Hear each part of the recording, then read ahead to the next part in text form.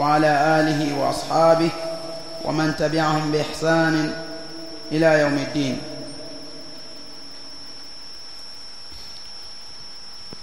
Ndugu katika iman, nikiwa katika muendelezo wa mada ambayo nilikuwa nikiizungumzia kuhusiana na tarbiyatul aulad, pointi moja ambayo taiongezea nyama ni kuhusiana na watu wanapotaka kuoa. Kwanza ni kutazama ni mwanamke gani ambaye anaweza kuwa mlezi, kwa sababu sio kila mwanamke ni mlezi. Unaweza ukamwoa mke kwa tamaa zako, umeangalia urefu, umeangalia mwili, kaangalia sura, lakini mwisho wa siku kapata watoto wenye sura nzuri lakini watoto wabaya. Leo kuna mtu anakamatwa na kesi ya wizi, ukimtazama hivi utasema mtu wa peponi kwa ule uhensamu wake alivyo. Kifuatilia kafata uzuri wa mama yake, namwangalia binti mzuri sana, binti mrembo sana, lakini ndio huyo kashavaa kimini, haoleki. Kwa sababu gani? Wewe ulitazama uzuri, haukutazama mwanamke ambaye atakayekuja kulea watoto zako. Lakini kuna watu waishafanya mistake kwa sababu hawajaoa leo au jana, walioa kitambo. Huenda da'wa salafia ilikuwa bado haijawafikia, anajikuta ameoa mwanamke ambaye haendani na manhaji.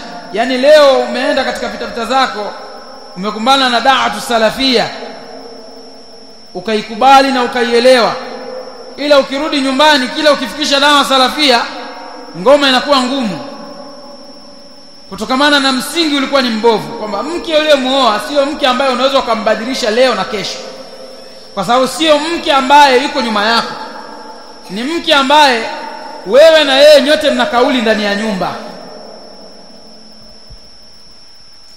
nyote mna kauli ndani ya nyumba. Wewe ukisema na yeye anasema. Kwa hivyo umepata chochote kitu msikitini, unakuja kumfikishia yeye, ndo anakuwa adui namba moja wa kukanusha na kukataa yale ambayo wewe uliomnasihi. Sawa, tayari umeshaoa mke yuko ndani ya nyumba. Sikiliza maneno ya Allah subhanahu wa ta'ala, anasema ya ayyuhalladhina amanu, enyi mlioamini Allah subhanahu wa ta'ala, inna min azwajikum wa auladikum aduwwan lakum fahdharuhu. Allah subhanahu wa ta'ala anasema, enyi mlioamini Allah, kwa hakika miongoni mwa wake zenu, wa auladikum, na watoto zenu, kuna maadui zenu, fahdharuhum, chukueni tahadhari nao. Na hii aya ni baada ya kisa kilichotokea kwa sahaba ambaye alisilimu kutoka katika ukafiri kwenda katika Uislamu, lakini alipotaka kusafiri kwenda Madina amfuate Mtume sallallahu alaihi wasallam, mke wake akawa anamshawishi kwa kumwambia, wewe baki bwana, sasa sisi tutaishije? Tutakula nini? Utakapoenda huko itakuwaje? Sisi utatuacha na nani? Yule sahaba akawa ametulia nyumbani kwa kusikiliza maneno ya mke, kwa kusikiliza maneno ya watoto. Wamemwambia usiende. Sasa sahaba huyu anakuja kukutana na masahaba wenzie ambao walisilimu kwa pamoja, ila wao walimfuata Mtume sallallahu alaihi wasallam. Walipomfuata Mtume, anakutana na wale washakuwa ni wasomi wakubwa katika dini ya Allah, wanajua aya nyingi, wamehifadhi kitabu cha Allah subhanahu wa ta'ala. Sasa huyu sahaba karudi nyumbani kwa hasira, anataka kuwaadhibu wale yule mke wake na watoto zake. Mwisho wa siku walivyokuja kwa Mtume sallallahu alaihi wasallam, Mtume sallallahu alaihi wasallam anawasomea hii aya, ya ayyuhalladhina amanu inna min azwajikum wa auladikum aduwwan lakum, enyi mlioamini Allah subhanahu wa ta'ala, kwa hakika miongoni mwa wake zenu na watoto zenu kuna maadui zenu, fahdharuhu, chukueni tahadhari. Maadui zenu vipi? Ni wale ambao watakaokuwa wanawadhibiti na kuwashika mikono, msiendee yale ya kheri, msiendee yale mambo ya dini. Na ndivyo hivyo katika zama zetu leo. Wewe baba huna uwezo wa kusema kwamba mwanangu kashajua kuandika, kashajua kusoma, nataka nikamsomeshe dini. Unatafuta ugomvi na mke. Yupo mwanamke aliyotoka Dar es Salaam akaja Kigoma na akaanzisha kesi kwa sababu mume wake kamchukua mtoto kaja kumhifadhisha Qur'ani. Kesi maarufu sana pale Ujiji, wale waumini wa msikiti wa Salafi wanajua. Ikawa ni kesi kubwa, baba anapelekwa polisi kwa sababu ya kumchukua mtoto kumpeleka kuhifadhi Qur'ani. Unampeleka kuhifadhi Qur'ani, unamharibia maisha mtoto. Mtoto anashindwa kwenda kusoma, unakuja kumweka hapa. Hasemi wazi kwamba unakuja kumsomesha Qur'ani. Hawezi kusema wazi kwa sababu ni neno baya ukilitamka. Ndio wazazi ambao ni wake zetu leo. Leo wewe huna uwezo wa kumsomesha mtoto wako dini, mzazi wako akakubalia, yani mke wako akakubalia. Yani wewe unasubiri idhini kwa mke ndio umpeleke mtoto wako akasome dini. La si hivyo hakuliki, hakulaliki na kesi juu. Sasa Allah anatupa nasaha, miongoni mwa wake zenu na watoto zenu kuna maadui zenu. Sasa angalia katika mfumo wa maisha yako. Je, mkeo anakunasihi na kukukumbusha kunako mambo ya kheri? Unaweza ukachelewa sala akasema. Una uwezo wewe haujachinja na una uwezo wa kuchinja, akakwambia mume wangu chinja, au atakwambia mnunulie habaya kwanza. Tuna wake ambao wanatuomba habaya kabla ya kusema tuchinje.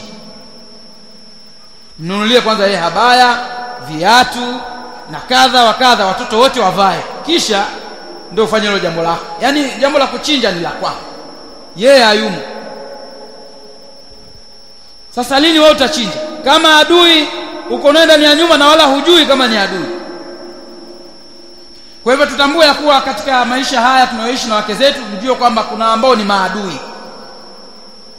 Jua namna ya kwenda naye, muelekeze, muelimishe kwa ustaarabu, kwa sababu ushakosea kuoa. Usijifanye leo ndio umekuwa wewe ni mkorofi. Kubaliana na matunda uliyoyapanda mwenyewe. Nenda taratibu, kwa sababu Allah subhanahu wa ta'ala katika hii aya kaendelea kusema, wa intafu wa tasfahu wa taghfiru fa inna Allaha ghafurur rahim. Ikiwa mtasamehe, mtapotezea katika yale madhaifu yao, wataghfiru, na mtaamua kusamehe tu, fa inna Allaha ghafurur rahim, hakika Allah ni mwingi wa kusamehe na ni mwingi wa huruma. Kwa hivyo usije wewe ukaja kumpiga mtoto wa watu aliyakuwa misingi ya kuoana kwenu ni misingi mibovu. Muelekeze taratibu. Ulikosea kuoa huyu mke wa pili unataka kumuoa, kuwa makini sasa.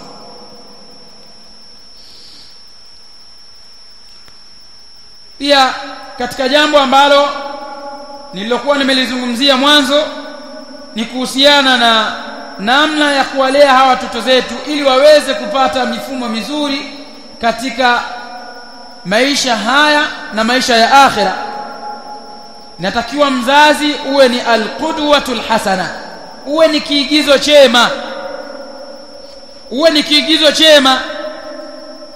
Al-atfal yuqalliduna akthar mimma yasma'un, watoto wanaiga zaidi ya wanavyosikia. Hii ni pointi ambayo nilikuwa nimezungumza, sikuisherehesha. Kwa hivyo kama watoto wanatuiga sisi zaidi kuliko yale ambayo tunayowaambia, maana yake tunatakiwa sisi tuwe mstari wa mbele. Epuka kwenda kuamrisha swala hali yako wewe mwenyewe huonyeshi mfano.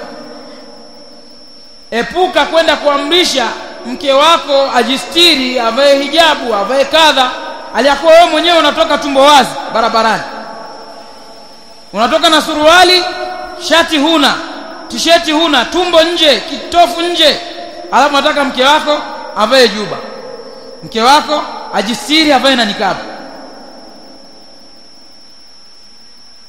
Watoto wanakutazama wewe baba, unamwambiaje vaa hivi, aliyako wewe unavaa hivi.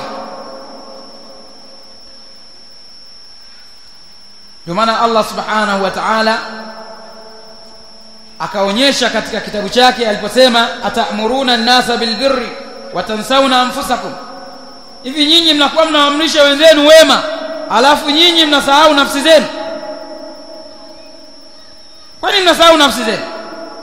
Aliyakuwa Allah subhanahu wa ta'ala amesema qu anfusakum, ziokoeni nafsi zenu kwanza, kisha ndo akasema wa ahlikum, na nafsi za watu wenu. Kwa hivyo unatakiwa uwe ni kiigizo chema ndani kwako. Usiangalie mafilamu ya ajabu ajabu, ukiangalia ukiondoka na wao watawasha, wataangalia. Kwenye simu yako unasikiliza mziki, huwezi kumwambia mwanao asisikilize mziki, utakuwa unajidanganya. Mtu anavuta sigara kisha anaanza kumwambia mwanae kwamba mambo umeanza lini?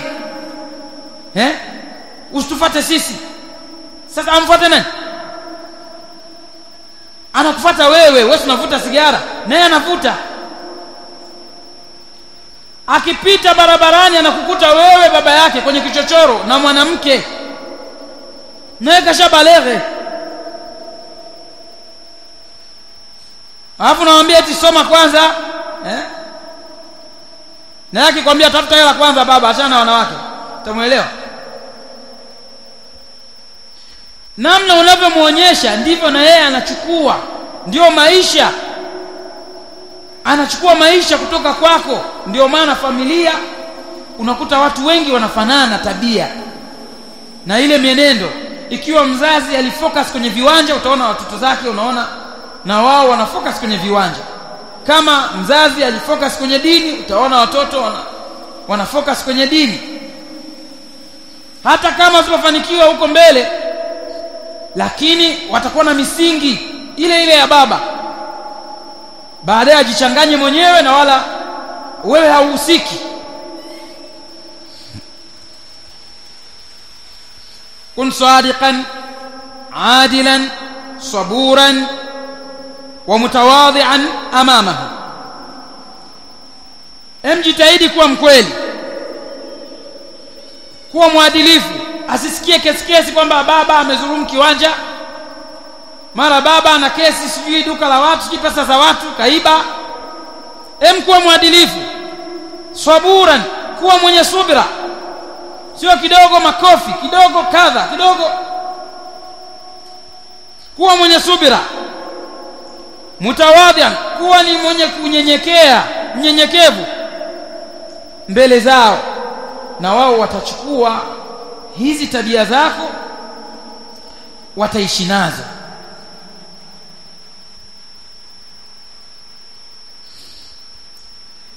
Jambo lingine, istakhdim asaliba jamila tumia uslubu mzuri wa kukaa na watoto zako. mfano at-tawjih badalan min as-sarrah. Tumia maelekezo unapokuwa unazungumza na mwanao, tumia maelekezo, mafundisho badala ya kuwa ni mwenye kufoka. Ukitumia kufoka inawezekana usieleweke. Tumia maelekezo, fanya kama unazungumza naye yule mtoto. Mwelekeze mambo yanavyoenda, dunia inavyoenda, maisha ya akhera yalivyo bora. Sasa wewe ukitumia kufoka, anakuwa anachukulia kwamba wewe ni adui. Ndio maana utaona mzazi unapoingia ndani ya nyumba, watoto wote wanajifungia kwenye vyumba vyao, hawataki hata muonane, kwa sababu unashindwa kutumia uslubu ambao uliokuwa ni mzuri. Unafoka badala ya kuelekeza.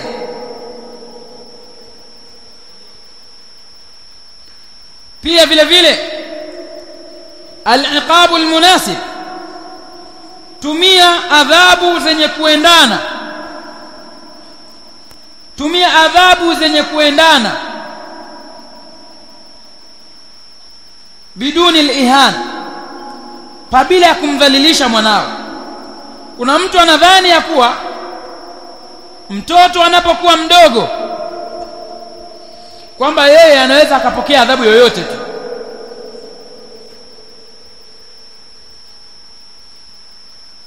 Vua shati, unamtembeza kifua wazi, unamdhalilisha, unampiga fimbo mtoto wako wa kiume mbele ya wadogo zake, mbele ya dada zake, watoto wa kike. Tumia uslubu uliokuwa mzuri katika kuadhibu watoto zako. Sio kila adhabu unampatia mwanao. Tumia adhabu yenye kuendana, isiwe ni yenye kumdhalilisha mwanao. Hii itamfanya ajione mdogo, ajione dhalili.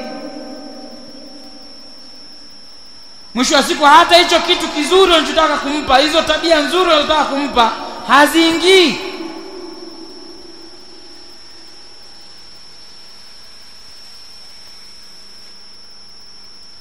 Athawabu inda al-ilzam, lakini pia fanya malipo kwa watoto zako pale inapolazimu. Mwanao kafanya vizuri, kafanya jambo kubwa zuri, kahifadhi Qur'ani, mzazi umekaa tu mkavu, hata chochote umpatie mwanao, unamjengea nini? Mtengenezee kwamba aone kwamba hicho alichokifanya ni bora na ni kitu kikubwa. Kahifadhi Qur'ani, kamaliza Qur'ani nzima, wewe mzazi kimya, hamna hata zawadi yoyote unampatia mwanao kwa hicho alichokifanya. Mwanao kuletea matokeo mazuri ambao umefurahika nayo, shuleni kaongoza au katoka mtu wa tatu, mzazi upo kimya kama vile hakuna chochote kilichoendelea, ni kujichekesha tu. Tena uchekei hapo, unachekea ndani kwamba hapa mwanao atakuona. Dhihirisha furaha ya kile alichokifanya mwanao, kuonyesha kwamba unamsapoti, uko naye bega kwa bega, uko naye pamoja, kukumpatia zawadi.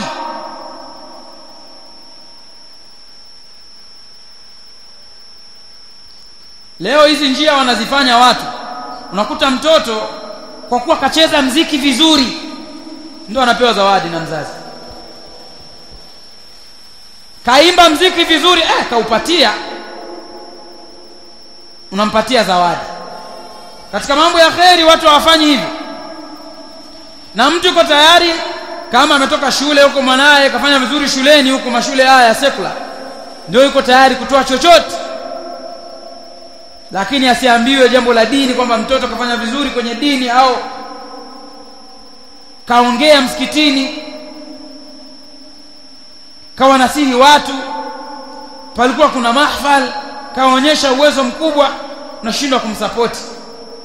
Mtoto anakusoma tu, mtoto anakusoma yale matendo yako unayoyafanya wewe, anakusoma tu. Mwisho wa siku unamharibu mtoto wako mwenyewe bila ya kujijua. Sasa kama wewe ndio unachukua nguo yake unainyosha vizuri, viatu vyake unavisafisha vizuri, kwamba kwa kuwa anaenda shule, alafu madrasa unachukua mfuko uliowekea unga unakung'uta, unampa, weka masafu humo, nenda. Mtoto anaenda shule anapewa pesa ya kula shuleni, akienda madrasa anapigwa na njaa mpaka anachukia chuo. Unamuonyesha kitu gani? Kwa hiyo hivi vitu tunatakiwa tuvifanye katika malezi, vinasaidia sana kumleta mtoto wako katika upande wako. Lakini vile vile alimuhum tahammul almas'uliyah lianna likulli fi'lin natija. Lakini vile vile wafundishe watoto zako kuyabeba majukumu, kuyabeba majukumu. Wa anna likulli fi'lin natija, na umuonyeshe kuwa kila kitendo au kila jambo lina natija yake. Mwanangu, unajua madhara ya kuzini? Ya kipindisho ajuu yaelewi. Muonyeshe kwamba kila jambo lina natija. Utakapozini utampatia mtoto watu mimba, ndio natija ya uzinifu.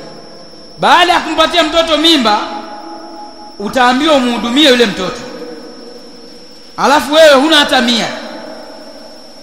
Mwelekeze madhara na kila kitakachomkuta baada ya kitendo ulichomkataza.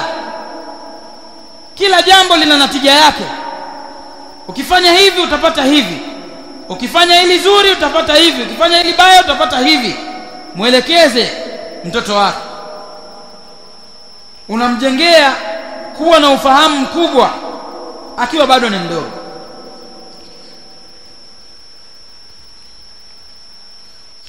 Lakini vile vile awiduhum ala sala, as-sidq, al-amana, ihtiramu al-akharin. Mzoezeshe mtoto wako juu ya ibada ya swala, kwa sababu jambo lolote la kuanzia ukubwani linakuwa gumu. Mwelekeze mtoto wako, mzoezeshe mtoto wako kuwa mkweli. Usimtengenezee mazingira mtoto wako mpaka aone kusema uongo ndio kusalimika kwake. Hebu muonyeshe mwanao kwamba ukisema kweli na kuacha, na akisema kweli muache. Sio unawaambia mwanao ukisema kweli na kuacha, alafu anasema kweli unamtandika. Siku nyingine hasemi kweli, umemfundisha uongo mwenyewe. Anajua ukisema kweli tu umepigwa. Hii ni janja ya baba hii. Mfundishe kusema kweli katika mbinu za aina tofauti tofauti. Mfundishe al-amana, uaminifu. Anapokuwa na kitu cha mtu akirejeshe kama jinsi kilivyo. Ihtiramu al-akharin, mfundishe mwanao kuheshimu wenzie. Kuna wazazi wanawatengenezea watoto zao kwamba wao kwa kuwa wana maisha mazuri, wanatolewa mifano watoto wengine ambao hawana maisha mazuri. Mwanangu soma, usiposoma utakuwa kama fulani yule pale, mtoto wa fulani yule. Una nguo anazovaa zimetoboka, sio ana kadha. Unaponda familia za watu, unaponda watu. Mwisho wa siku mwanao anakuwa anajenga yale mazingira kwamba sisi ni watukufu, wengine ni watu dhalili. Mjengee mazingira awapende wenzie na awaheshimu watoto wa wengine, awaheshimu wenzie. Wewe una uwezo sawa, tengeneza mazingira, lakini usionyeshe wengine kwamba si chochote si lolote.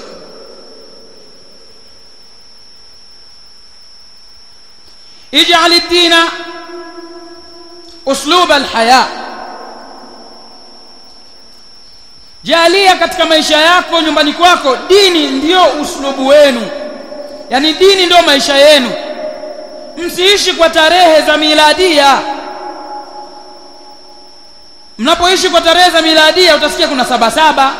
Mtoto anajua 77 lakini hajui yaumu Arafa.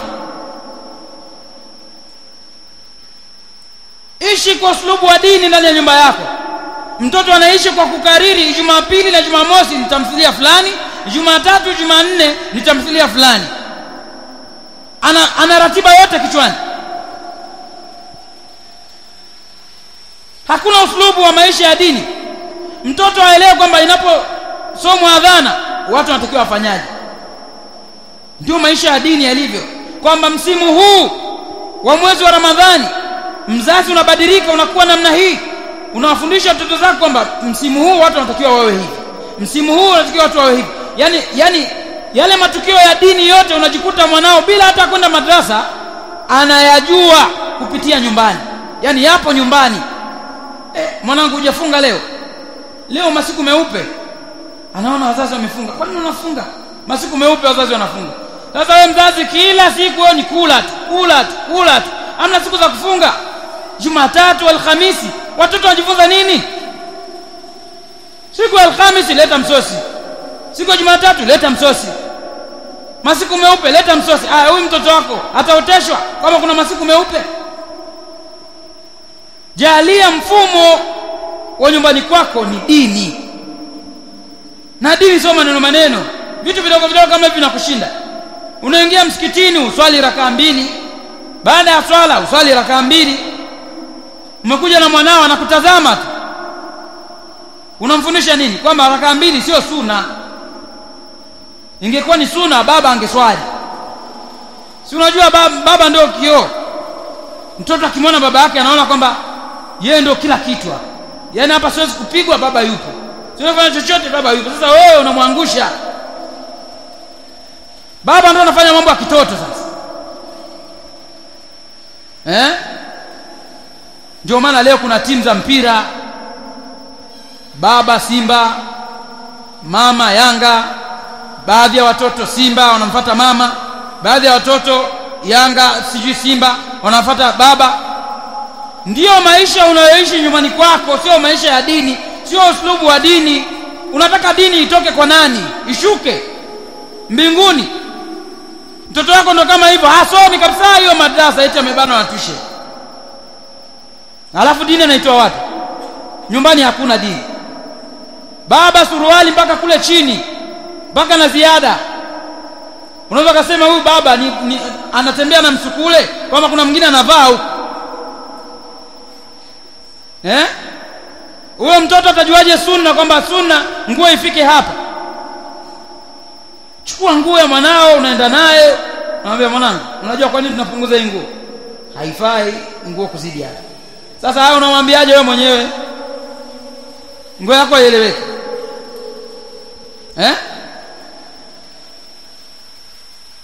Au tuna malengo watoto wasijue sunna? Wewe baba unanyua ndevu, yeye zikikuwa ndio ule uchafu anatoaga baba ule, namuonaga hivi na yeye anatoa, anafuata maelekezo yako. Hujamwambia lakini anafuata. Ndio maisha yako. Uslubu wa dini hakuna ndani ya nyumba.